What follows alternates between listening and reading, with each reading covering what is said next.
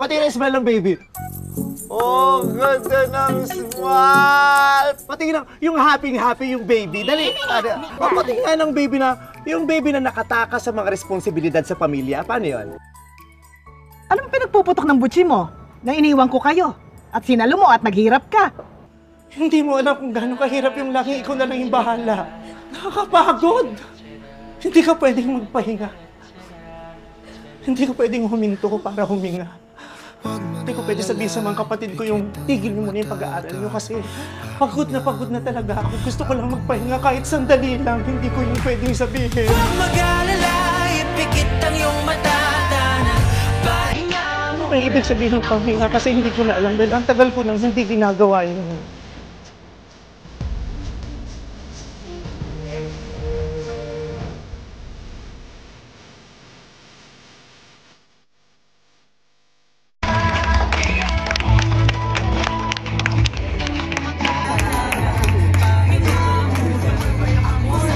Maraming salamat po dahil pinaunlakan nyo kami dito sa secret advanced screening ng Private Benjamin Part 3.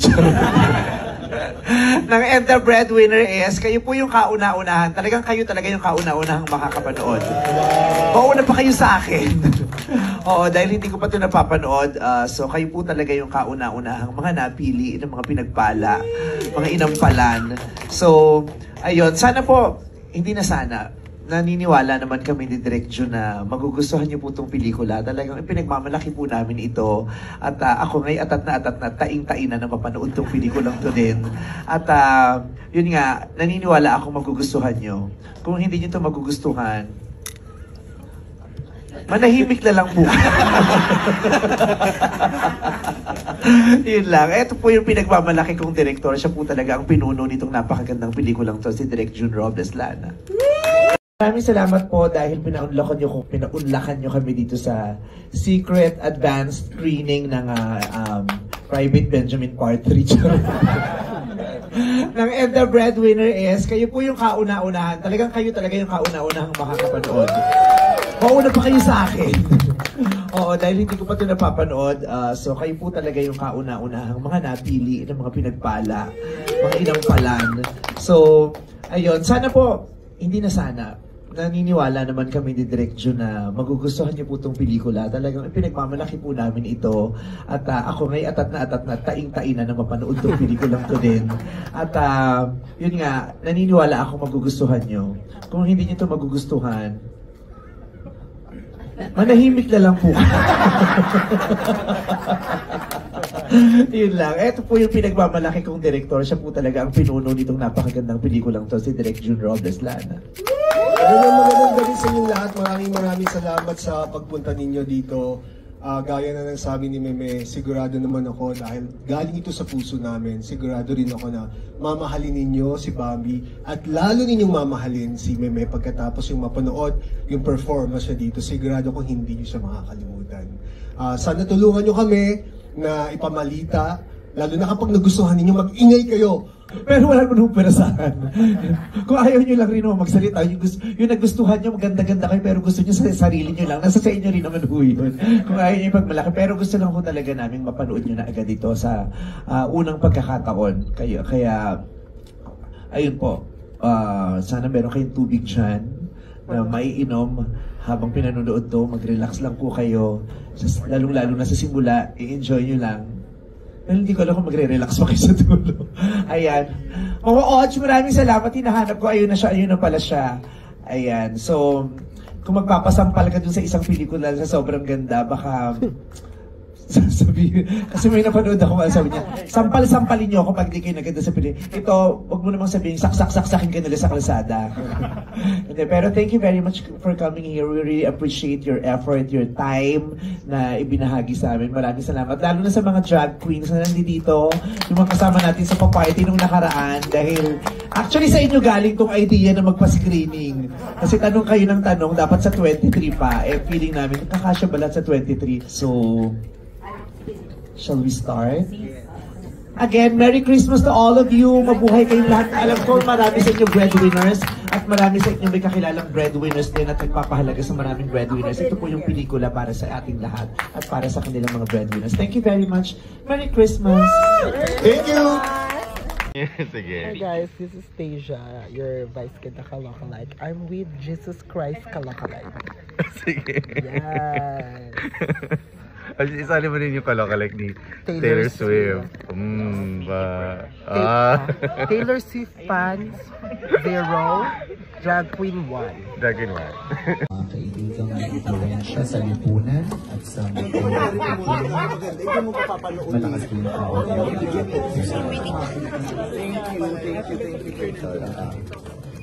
kasalukuyan lang pinag-uusapan ngayon. Maraming salamat. Thank you very much. Galing siya ng management. Diba? Nakasingit pa kami. Nakatalamutan mo, kikita tayo dito, anak. Ha? I'm so happy. Halos nag-away tayong dalawa, tapos pagdating dito, ibang tao ang kausap ko, hindi ako! Oh my God! Ay, sampal! Day in the life ng isang drag queen na pogi. Huy! So yan guys, na-invite pala tayo sa secret screening ng The Breadwinner. Ang dami din palang guest dito, katulad na lang, nandito pala si Arman Salon, Deja, Fons, Vinyas, at saka mga drag race queens and drag den girls. Pati din si Chrissy Aquino and Lady Gagita. And many more. Tag nyo na lang sila. And of course, si Meme Vice. Dahil pinaunlakan nyo kami dito sa secret advanced screening ng Private Benjamin Part 3. ng And the Breadwinner is, kayo po yung kauna-unahan. Talagang kayo talaga yung kauna-unahang makakapanood. Mauna pa kayo sa akin. Oo, dahil hindi ko pa ito napapanood. So yun, after that guys, ikot muna si Meme Vice para kumustahin yung mga invited guests. And of course, seatmate ko pala ang ate kong Pipay. And ayun, may umeksena, maling breadwinner yata yung napanood namin. Ayaw na humusga, eto na siya. Nakatalamutan mo, kikita tayo dito, anak. Ha? I'm so happy. Halos nag-away tayong dalawa, tapos pagdating dito, ibang tao ang kausap ko, hindi ako! Oh my God! Ay, sampal! Matagal kitang hinanap. Matagal kitang hinanap, pero ano ginawa mo? Hindi mo ako hinanap. Oh, hindi mo raw pala hinanap. Hindi mo ako hinanap. Kinalang kita! Ganda ka pag marami kayong mga kaibigan. Ano? Ano ka? Piling bida-bida ka sa mga kaibigan mo? Piling mabait ka pero sa tunay na buhay. Ha? Pinababayaan mo. Ayan na. Pinababayaan mo.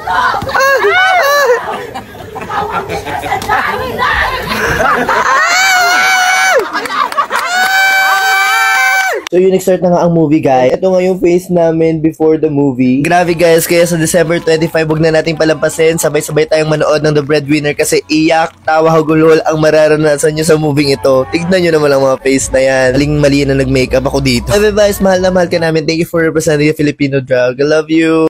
Meme, hindi ko in-expect. Grabe, Meme. Ibang klaseng meme mapapanood nyo dito. Yes, kung i-rate namin to 1 to 10, 100 over 10. 1 million pa. Grabe, meme nakaka-proud. Sobra. Grabe, ang galing. Buong cast, ang galing Lahat talaga, lahat. no? Lahat may ambag. Correct, diba? Diba? Ang ganda. Wala, we recommend this Yes. movie talaga. Ang gandang panoorin ng buong pamilya ngayong Kapaskuhan. Sobrang roller coaster ride nitong movie na to. Emotions, grabe. Iiyak ka. Tatawa. Lahat. Tapos hindi ka pa tapos tumawa, iiyak ka na naman. Pero sobrang ganda ng movie Sobrang na to, ganda. grabe. Ngayon ko lang nakita si Meme na ganito. Grabe, first time to. Ako dito ko unang dadali ng family ko. Itong una namin papanoorin for sure. Sama ko. Pwede bang ikaw na rin sumagot ng pamilya ko? Yon. Kamusta ka daw? Nakaka-relay, 'di ba? Kasi hanggang ngayon naman, tumutulong pa rin ako sa mga kapatid ko na hindi minsan alam ng mga anak ko kasi siyempre gusto nila maging masaya na lang ako pero mas masaya ako na nakakatulong ako. Ako naman sobrang naramdaman ko yung emosyon ng mga cast. As in, tinititigan ko lahat Siyempre kay Meme Vice, sobrang bago nitong project, sobrang refreshing panoorin na talagang full of emotion. Siyempre nandun pa rin yung comedy pero talagang surprising yung pinakita niyang heavy drama. Talagang ramdam ko kahit ako kasi personally hindi ako breadwinner. So kahit hindi ako breadwinner, damang-dama ko yung struggle ng mga breadwinners. Tapos, wala. Sobrang ganda lang nung pagkakalapat nung kwento. Tapos yung build up, tapos syempre, andun pa rin yung mga punchlines, sobrang benta. Ikaw, anong ano mo? Masarap maging breadwinner kasi doon sa istorya niya, nakakaawa. Pero sa nararamdaman ko na hanggang ngayon tumutulong ako, masarap tumulong. Lalo na na-appreciate ng tinutulungan ko, nagsisikap sila, hindi nakakapagod.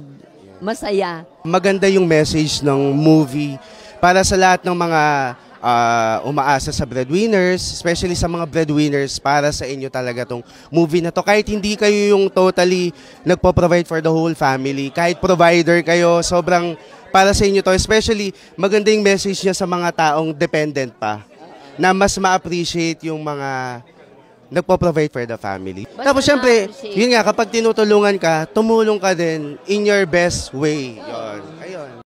Eto, namamaga ang mata, iyak ako ng iyak, and at the same time, tawa naman ako ng tawa. It's ang galing ng pelikula kasi pinakita doon talaga yung tunay na kalagayan ng isang breadwinner. Tapos kung anong nangyayari sa family niya.